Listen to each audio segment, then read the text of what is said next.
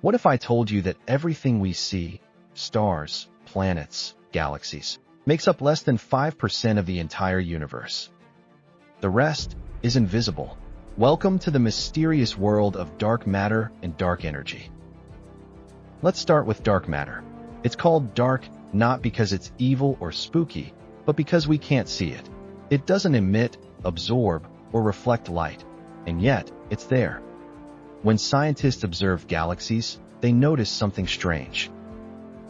The stars at the edges were moving way too fast, as if some invisible mass was pulling on them. That unseen mass, dark matter. Think of dark matter as the scaffolding of the universe. It holds galaxies together with its gravity. Here's the twist. We don't actually know what dark matter is made of. It's not regular atoms like us. It's probably made of something exotic, like WIMPs or axions.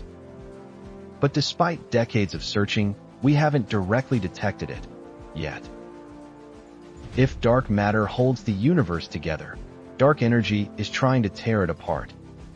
In the late 1990s, scientists discovered that the universe isn't just expanding, it's accelerating in its expansion.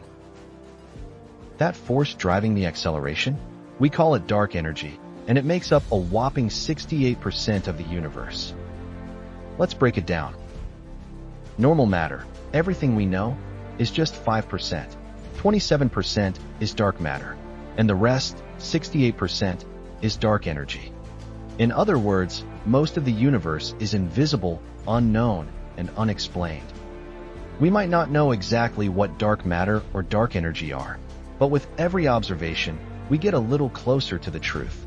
The universe is full of secrets, and we've only just begun to unlock them. This is Thinksplained. If you enjoyed diving into the unknown, don't forget to like, share, and subscribe for more cosmic curiosity.